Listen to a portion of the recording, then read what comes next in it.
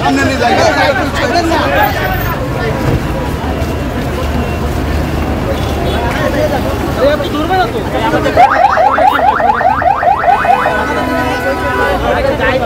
বন্ধুত্ব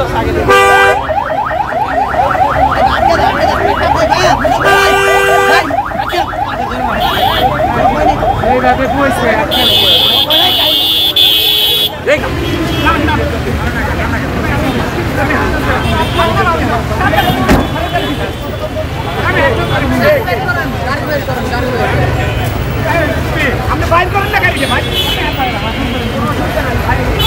আমাদের হাসনাত আব্দুল্লাহ ভাইয়ের উপরে কেন আক্রমণ হলো?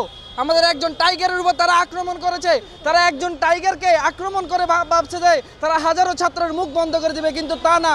আমরা একজন হাসনাত ভাইয়ের উপর আক্রমণ হওয়ার কারণে আজকে আমরা দল মত নির্বিশেষে সকালে আজকে আমরা মাঠে নেমে পড়েছি এবং আগামীতেও মাঠে নেমে পড়বো। এবং আমরা প্রশাসনের কাছে এটাই বলতে চাই, আগামী 24 ঘন্টার ভিতরে আমরা এর দৃষ্টান্তমূলক শাস্তি চাই। হচ্ছে এখানে গাজীপুরে সফররত অবস্থায় তার গাড়িতে আওয়ামী ফ্যাসিস্টের দোসররা যারা হচ্ছে বিভিন্ন জায়গায় এখন গুপ্ত অবস্থানে আছে, তারা হচ্ছে তার উপর অতর্কিত হামলা করে, গাড়ির পিছনের অংশ ভেঙে ফেলে এবং হাসনাত ভাই এখানে আহত হয়।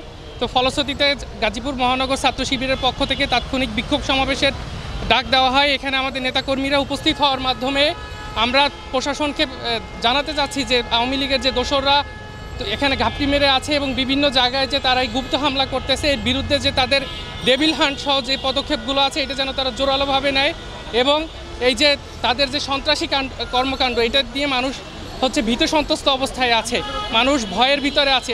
এই জায়গা থেকে প্রশাসনকে কার্যকরী বার্তা দেওয়ার জন্য ছাত্র শিবিরের আজকের এই বিক্ষোভ মিছিল।